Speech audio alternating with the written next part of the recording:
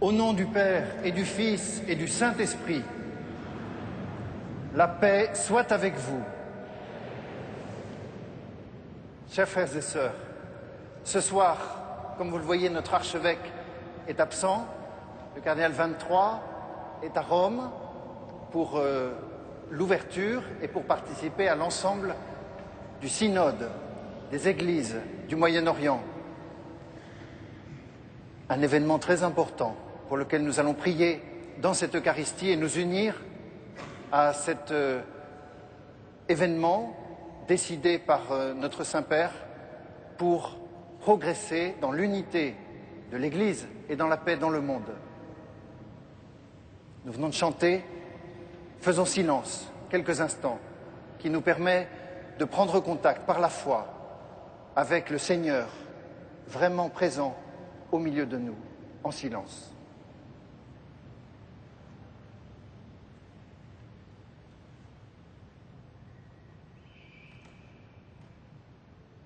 Je confesse à Dieu Tout-Puissant, je reconnais devant mes frères que j'ai péché en pensée, en parole, par action et par omission. Oui, j'ai vraiment péché. C'est pourquoi je supplie la Vierge Marie, les anges et tous les saints, et vous aussi mes frères, de prier pour moi le Seigneur notre Dieu. Que Dieu Tout-Puissant nous fasse miséricorde, qu'il nous pardonne tous nos péchés et nous conduise à la vie éternelle.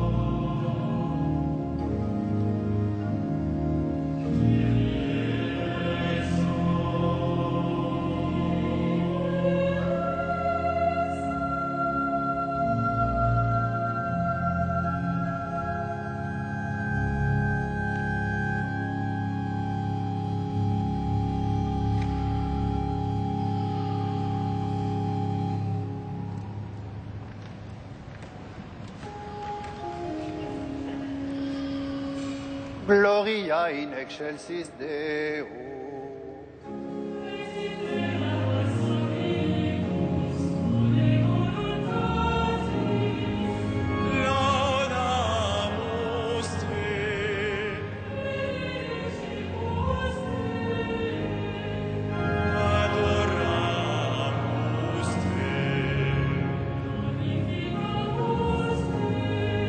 Gratias habimus tibi,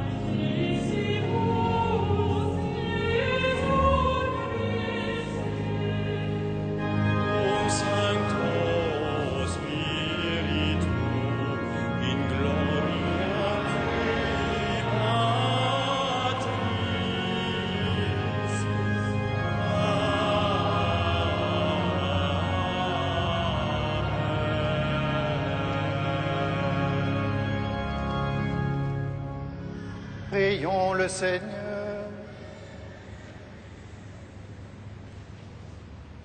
Nous t'en prions, Seigneur, que ta grâce nous devance et qu'elle nous accompagne toujours, pour nous rendre attentifs à faire le bien sans relâche.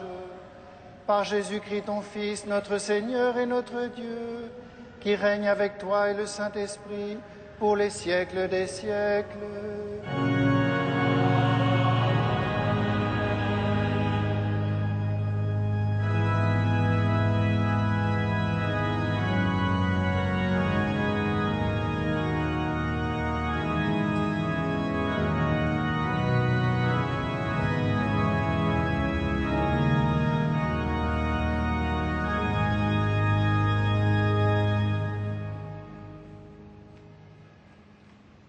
Lecture du second livre des rois. Le général syrien Naaman, qui était lépreux, descendit jusqu'au Jourdain et s'y plongea 7 fois pour obéir à l'ordre du prophète Élisée. Alors sa chair redevint semblable à celle d'un petit enfant. Il était purifié. Il retourna chez l'homme de Dieu avec toute son escorte. Il entra, se présenta devant lui et déclara : « Je le sais désormais, il n'y a pas d'autre Dieu sur toute la terre que celui d'Israël. Je t'en prie, accepte un présent de ton serviteur. » Mais Élisée répondit : « Par la vie du Seigneur que je sers, je n'accepterai rien. » Naaman le pressa d'accepter, mais il refusa. Naaman dit alors : « Puisque c'est ainsi, permets que ton serviteur emporte de la terre de ce pays autant que 2 mulets peuvent en transporter. Car je ne veux plus offrir ni holocauste ni sacrifice à d'autres dieux qu'au Seigneur Dieu d'Israël. » Parole du Seigneur.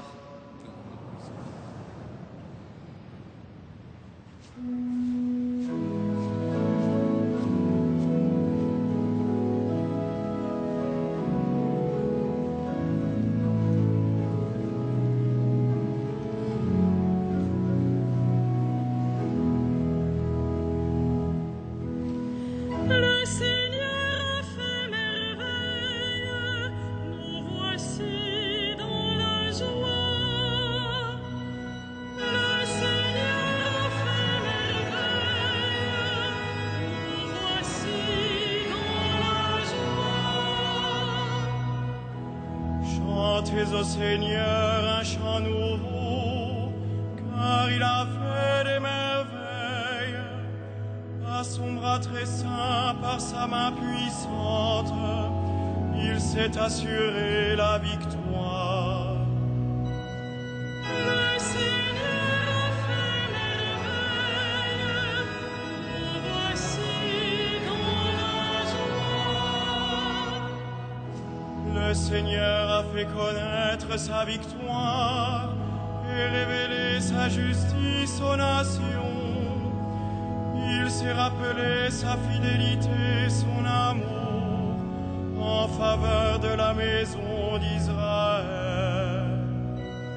Le Seigneur a fait merveille, nous voici dans la joie. La terre tout entière a vu la victoire de notre Dieu. Acclamez le Seigneur, terre entière, acclamez votre roi, le Seigneur. Le Seigneur a fait merveille, nous voici dans la joie.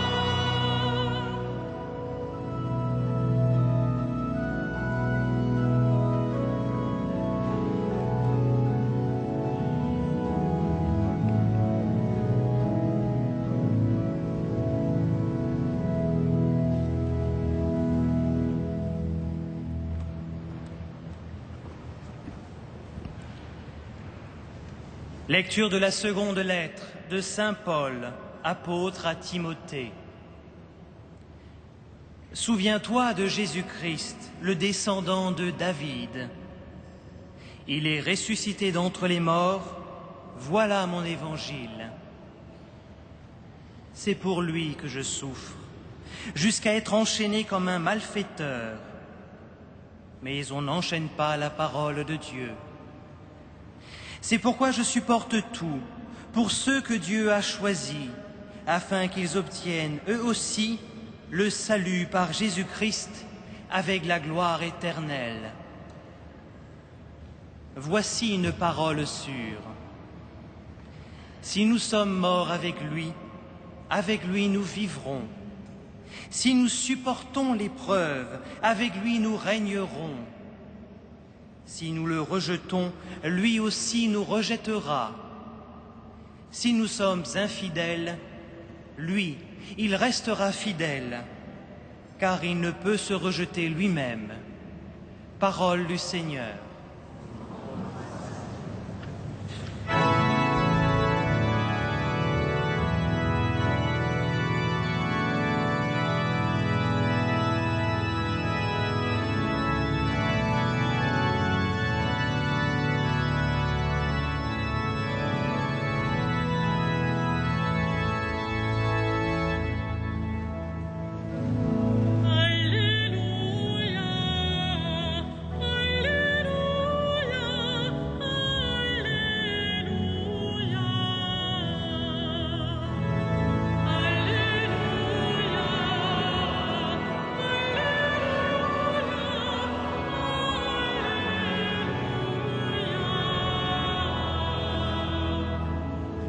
Rendez grâce au Seigneur de son amour, de ses merveilles pour les hommes.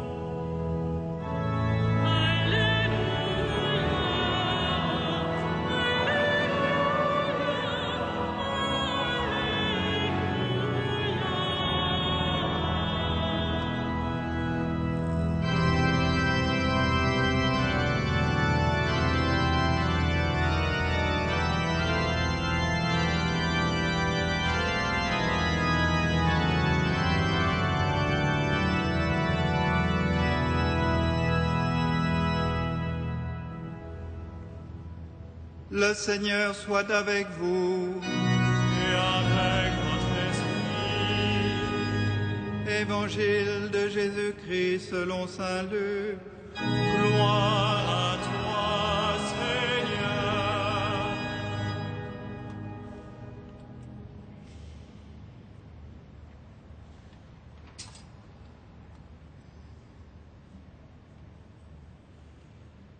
Jésus, marchant vers Jérusalem, traversait la Samarie et la Galilée. Comme il entrait dans un village, 10 lépreux vinrent à sa rencontre. Ils s'arrêtèrent à distance et lui crièrent « Jésus, Maître, prends pitié de nous !» En les voyant, Jésus leur dit « Allez vous montrer aux prêtres. » En cours de route, ils furent purifiés. L'un d'eux, voyant qu'il était guéri, revint sur ses pas en glorifiant Dieu à pleine voix. Il se jeta la face contre terre aux pieds de Jésus en lui rendant grâce. Or, c'était un Samaritain. Alors Jésus demanda, « Est-ce que tous les 10 n'ont pas été purifiés? Et les 9 autres, où sont-ils? On ne les a pas vus revenir pour rendre gloire à Dieu. Il n'y a que cet étranger. » Jésus lui dit, « Relève-toi et va, ta foi t'a sauvé. » Acclamons la parole de Dieu. Louange à toi, Seigneur Jésus.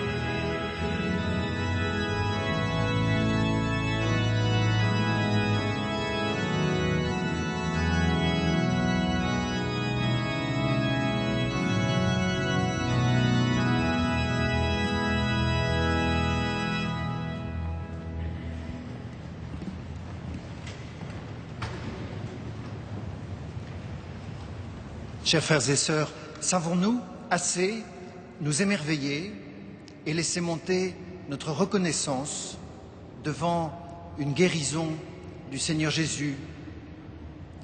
Beaucoup de pages de l'Évangile décrivent Jésus guérissant.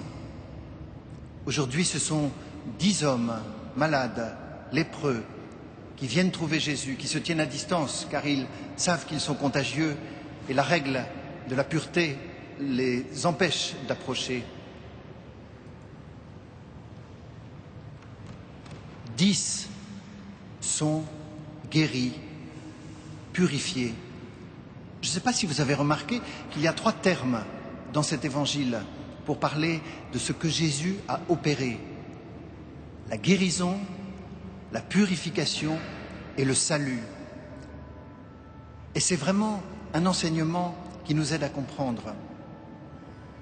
Les 10 sont guéris.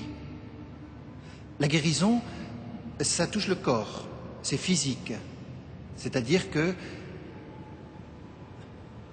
ils retrouvent la santé du corps. La guérison, la purification. Nous avons entendu Jésus dire « Et les autres, n'ont-ils pas été purifiés ?»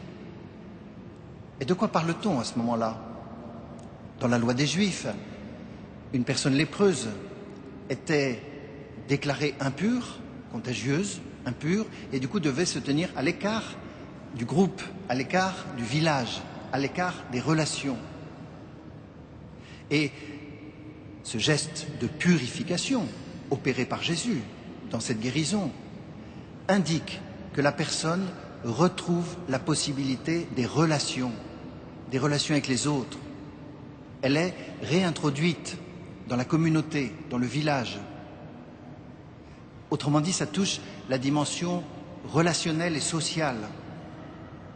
Guérison, purification, et il n'y en a qu'un sur les 10 à qui Jésus parle de salut. C'est celui, le seul, qui, après avoir constaté sa guérison, est revenu vers Jésus, se prosterner devant lui et rendre grâce. La reconnaissance, l'action de grâce, le remerciement. Et c'est à lui seul que Jésus dit ces mots, « Ta foi t'a sauvé ». Le terme de salut, il le réserve à celui-là. Et qu'est-ce que cela veut dire? Celui-là, comme les autres, a été guéri physiquement. Celui-là, comme les autres, a été purifié, réintégré dans les relations. Mais il a été sauvé par cet acte de foi qui le met en relation avec le Sauveur. Il est en relation avec son Sauveur, avec son Seigneur. Et voilà le salut. Et cela nous indique pour nous ce que veut dire pour nous le salut. Être restauré dans la relation avec le Seigneur. Voilà le salut. Et cet homme a reçu plus que les autres. C'est dans sa liberté, c'est dans sa destinée qu'il est connecté avec son Sauveur, avec son Seigneur, que la relation est établie et qu'il trouve ce pourquoi nous sommes faits. Quelle est la nature de cette relation qu'est la foi? Je vous donne une définition que Saint Jean de la Croix donne de la foi. La foi est le seul moyen prochain et proportionné pour l'union de l'âme avec Dieu. La foi, dit Jean de la Croix, est un moyen. Tiens, moi je croyais que c'était un don. Il y en a qui l'ont et il y en a qui l'ont pas. Oui, c'est un don. Mais nous, dit Jean de la Croix, c'est aussi un moyen. Un moyen, ça veut dire qu'il est à ta portée. Et tu es libre de l'utiliser ou de ne pas l'utiliser. C'est ton choix. C'est ta liberté. La foi est toujours un acte libre, jamais sous la contrainte. La foi est le moyen, et dit Jean de la Croix, prochain et proportionné. Prochain, ça veut dire qu'il est proche de moi, proche de toi. Il est toujours à ma portée. Des fois, nous avons l'impression il faudrait que je fasse beaucoup de kilomètres pour faire un acte de foi, que j'aille à pied à Saint-Jacques-de-Compostelle. Mais pas besoin d'aller si loin. La foi, là où je suis, est le moyen proche, à ma mesure, à ma portée. Des fois aussi, il nous semble qu'il faut faire un énorme effort pour entrer en relation avec le Seigneur par un acte de foi et qu'il faut grimper au ciel. Non, c'est un acte de confiance dans ton cœur. Un acte, un moyen prochain et proportionné, dit Jean de la Croix. Je dirais dans le langage d'aujourd'hui, adapté. Adapté à quoi?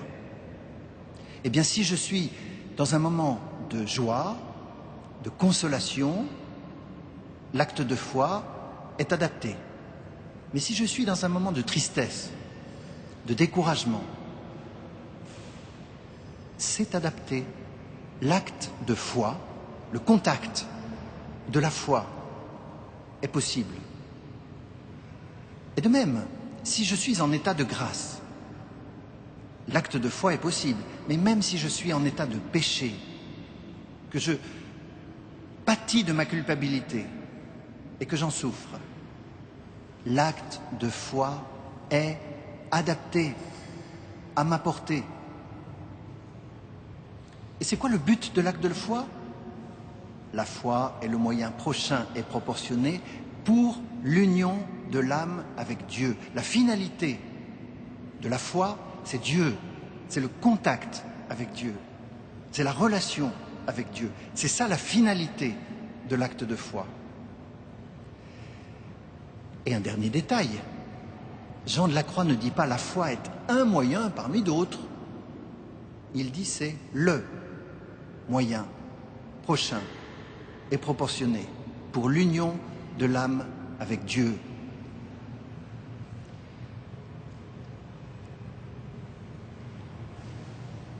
Voyez, certaines fois, je crois, nous recherchons la foi au niveau du sentiment. La foi n'est pas dans le sentiment. Je peux ressentir les choses ou ne rien ressentir en ce moment. Je peux avoir des émotions ou aucune émotion en ce moment, ou même des émotions négatives. L'acte de foi est possible. Il ne réside pas dans l'émotion, il ne réside pas dans le ressenti, ni dans le sentiment. L'acte de foi relève de ma liberté. L'acte de foi est un acte de confiance en Dieu. Tu es présent, Seigneur, tu es vivant.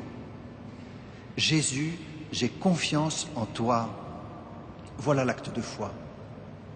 Prise de contact avec le Christ, vraiment présent au milieu de nous. Invisible, je ne le sens pas, je ne le vois pas, je n'ai pas des petites voix. Je crois, Seigneur, tu es présent. Voilà l'acte de foi qui nous sauve, qui nous élève. Quelle est la conséquence? D'abord, la conséquence, elle est pour moi, c'est-à-dire pour toi. L'acte de foi grandit l'homme. L'acte de foi change toutes mes relations, habite toutes mes relations d'une confiance fondamentale.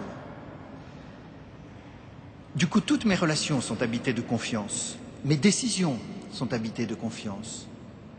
Mais aussi, l'acte de foi, l'Église en a besoin. Parce que, tels que nous sommes tous les unes, les uns ici rassemblés, lorsque chacune de nous, quotidiennement, prend contact avec le Dieu vivant par la foi, il n'y a rien à faire. L'Église est dynamisée par cette prise de contact du Dieu vivant qui est vraiment présent en nous. Et pas que l'Église. Les chrétiens soulèvent le monde par cet acte de foi, cette connexion avec Dieu vivant.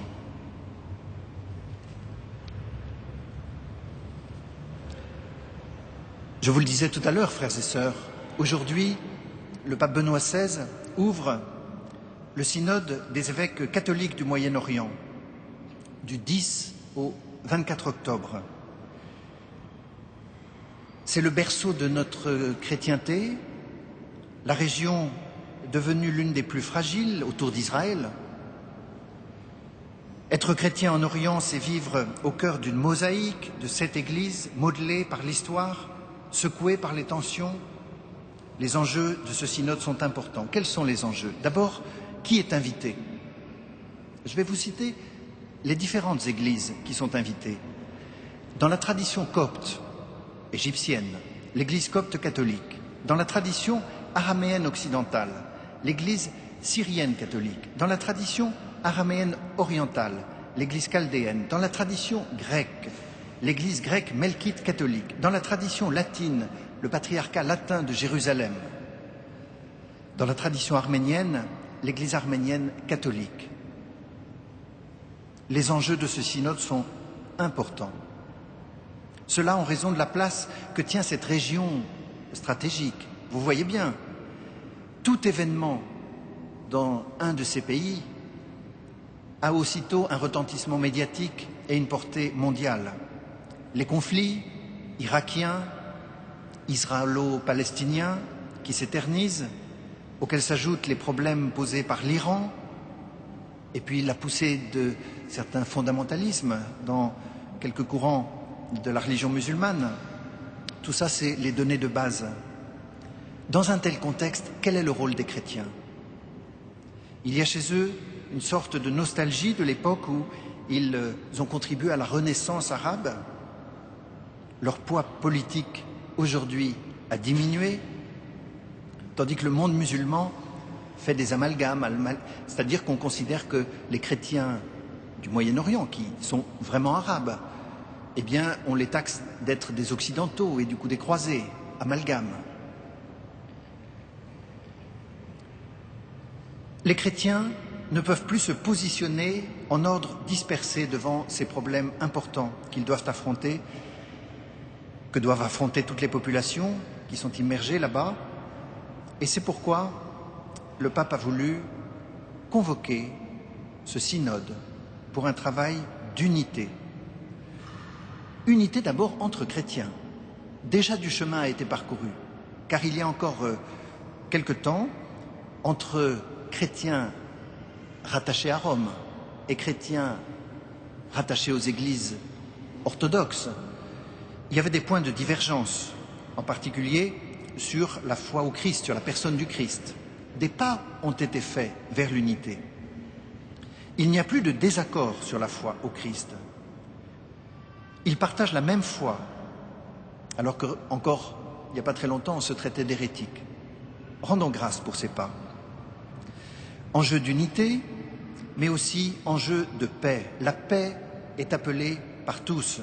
Les chrétiens ne peuvent que la désirer, tout en donnant au mot de paix un sens plus large, puisque les chrétiens croient à la venue du prince de la paix. Le paradoxe, c'est que là où le Christ est né, la guerre et les conflits sont permanents. Toujours est-il que les chrétiens, à travers notamment des institutions, sont très présents. Institutions, ce sont des écoles, des hôpitaux, des dispensaires, des orphelinats, autant d'institutions chrétiennes qui ont cette particularité d'être ouvertes à tous, chrétiens ou musulmans. Ce sont des facteurs de convivialité, de lieux porteurs de valeurs communes à tous. Et c'est peut-être là que se trouve le plus grand enjeu. Les chrétiens ne peuvent devenir des minorités ecclésiales confessantes, réclamant pour elles seulement la liberté de culte. Ainsi, dans les circonstances actuelles, ce synode, nous le mesurons bien, ce synode a un enjeu important.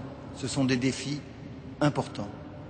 Dans cette Eucharistie, prions pour le Saint-Père, pour sa mission d'unité, pour les évêques rassemblés, pour notre archevêque, le cardinal 23, présent. Et puis ce petit signe que nous avons eu dans la liturgie d'aujourd'hui, je ne sais pas si ça vous a frappé, première lecture. Un général, Naaman, général syrien. Ben justement, il vient de Damas, un des lieux de ces églises du Moyen-Orient. Ce général est un païen venant de Damas, qui est lépreux et qui pose cet acte d'aller dans un pays ennemi. Il quitte son pays, la Syrie, il va en Israël parce qu'il sait que là, il y a un homme de Dieu qui peut-être va le guérir. Et c'est là que, dans la confiance, il va se plonger 7 fois dans le fleuve, comme l'a dit l'homme de Dieu. Et quand il repart chez lui, il a bien compris que le Dieu d'Israël, c'est un Dieu proche de l'homme. Que ce récit d'aujourd'hui, cette parabole de Naaman, puisse être l'esprit qui habite ce synode et qui soit facteur de paix. Amen.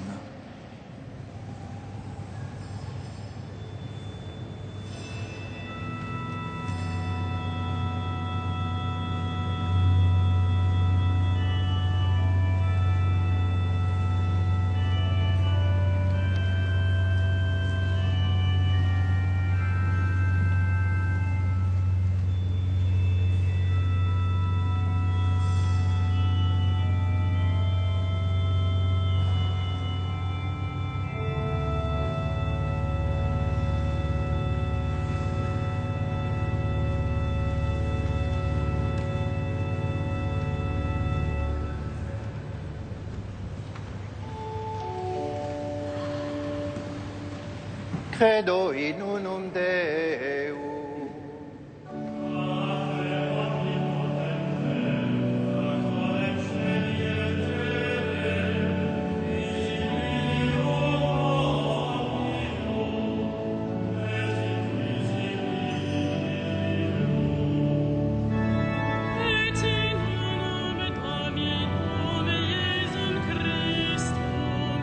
Filium Dei, unice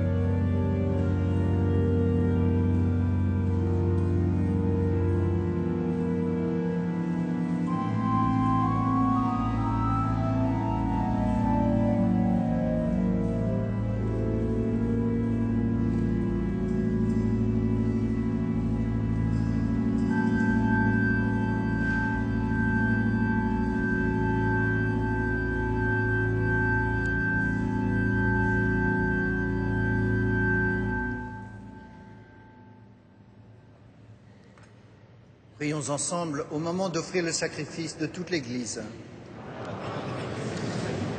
Avec ces offrandes, Seigneur, reçois les prières de tes fidèles, que cette liturgie célébrée avec amour nous fasse passer à la gloire du ciel, par Jésus, le Christ, notre Seigneur. Le Seigneur soit avec vous. Avec votre esprit, Élevons notre cœur, nous le tournons vers le Seigneur. rendons grâce au Seigneur notre Dieu. Cela est juste et bon. Vraiment, il est juste et bon de te rendre gloire, de t'offrir notre action de grâce toujours et en tout lieu. À toi, Père très saint, Dieu éternel et tout-puissant. Oui, nous le reconnaissons, afin de secourir tous les hommes, tu mets en œuvre ta puissance, et tu te sers de notre condition mortelle pour nous affranchir de la mort. Ainsi, notre existence périssable devient un passage vers le salut par le Christ notre Seigneur. C'est par lui que les anges assemblés devant toi adorent ta gloire. À leur hymne de louange, laisse-nous joindre nos voix pour chanter et proclamer.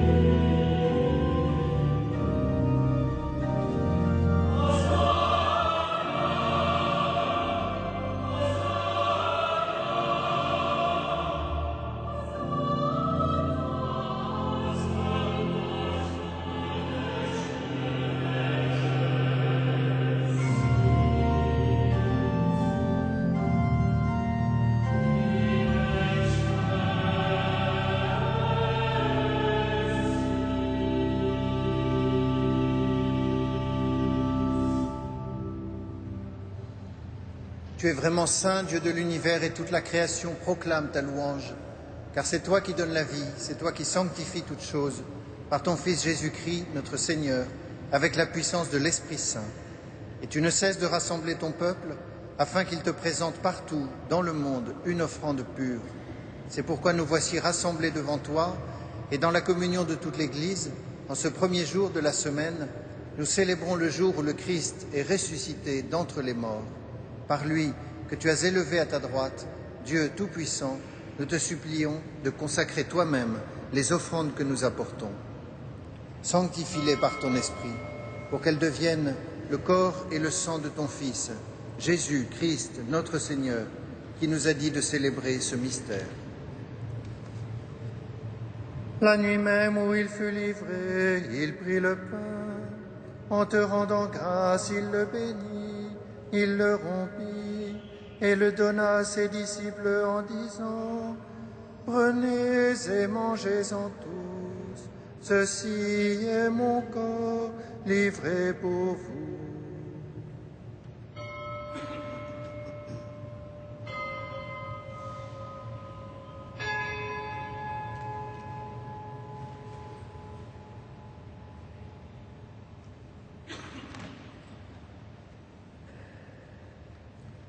De même, à la fin du repas, il prit la coupe.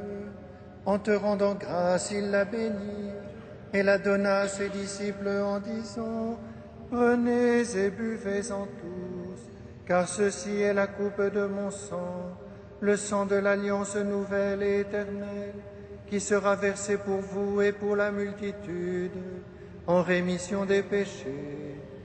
Vous ferez cela en mémoire de moi.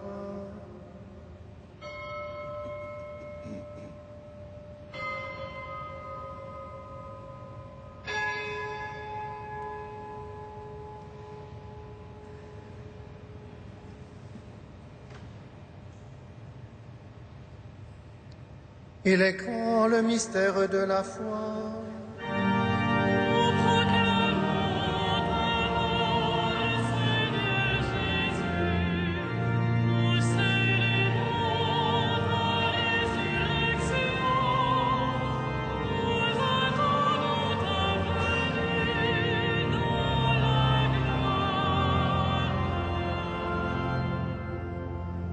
En faisant mémoire de ton Fils, de sa passion qui nous sauve, de sa glorieuse résurrection et de son ascension dans le ciel, alors que nous attendons son dernier avènement, nous présentons cette offrande vivante et sainte pour te rendre grâce.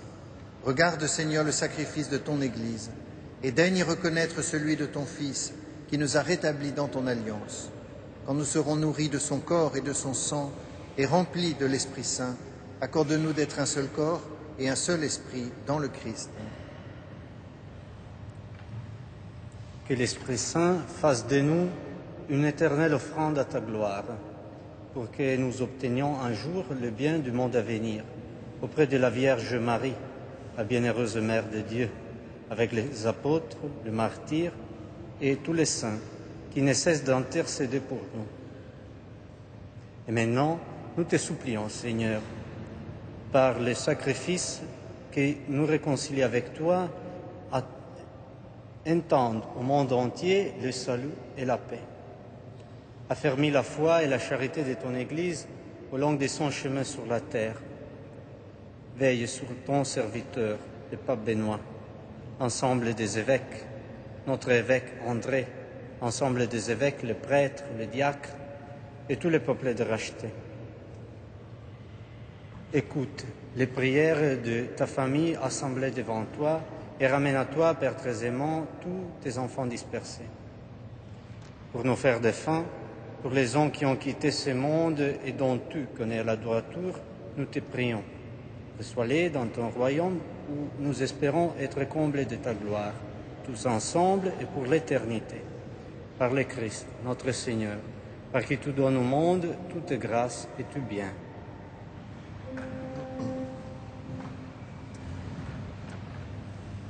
Par lui, avec lui et en lui. À toi, Dieu le Père Tout-Puissant, dans l'unité du Saint-Esprit.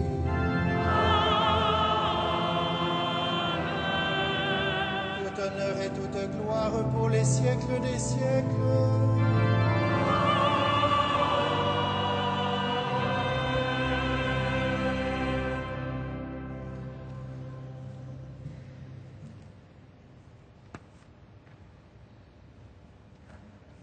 Comme nous l'avons appris du Sauveur, et selon son commandement, nous aimons dire: Notre Père, qui es aux cieux, que ton nom soit sanctifié, que ton règne vienne, que ta volonté soit faite sur la terre comme au ciel.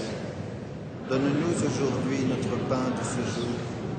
Pardonne-nous nos offenses, comme nous pardonnons aussi à ceux qui nous ont offensés, et ne nous soumets pas à la tentation, mais délivre-nous du mal. Délivre-nous de tout mal, Seigneur, et donne la paix à notre temps.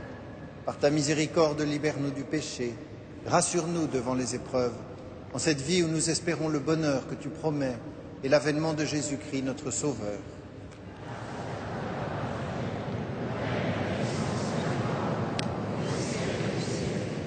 Seigneur Jésus-Christ, tu as dit à tes apôtres: je vous laisse la paix, je vous donne ma paix. Ne regarde pas nos péchés, mais la foi de ton Église. Pour que ta volonté s'accomplisse, donne-lui toujours cette paix et conduis-la vers l'unité parfaite, toi qui règnes pour les siècles des siècles. Que la paix du Seigneur soit toujours avec vous. Dans la charité du Christ, donnez-vous la paix.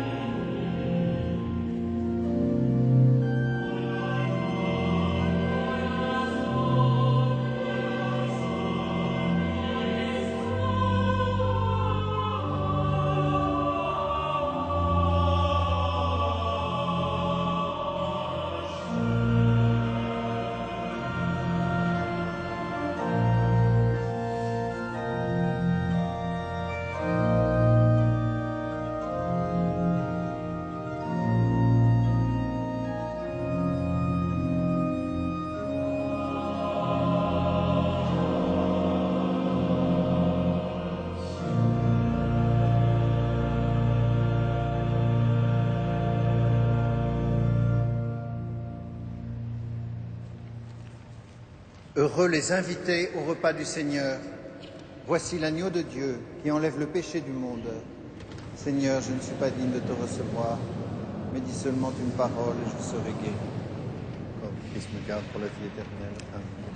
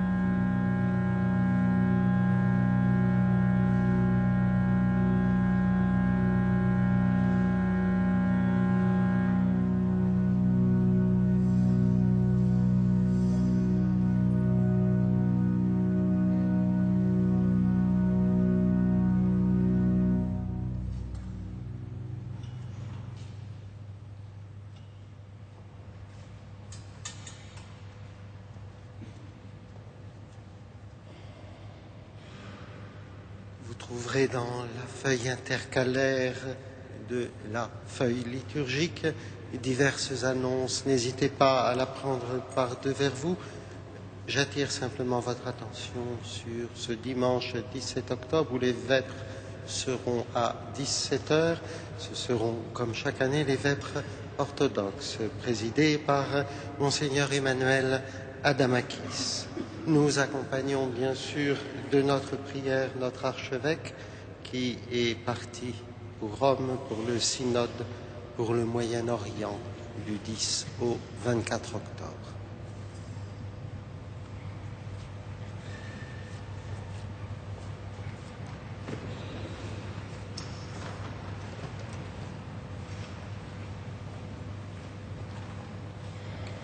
Prions le Seigneur.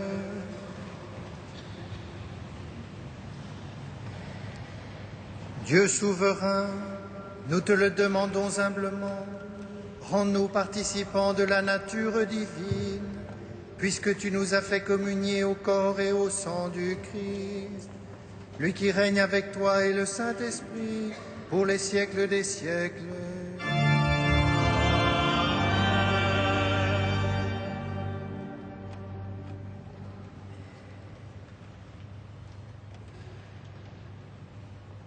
Le Seigneur soit avec vous. Et avec votre esprit. Que Dieu Tout-Puissant vous bénisse, le Père, le Fils et le Saint-Esprit. Allez dans la paix de Christ, nous rendons grâce à Dieu.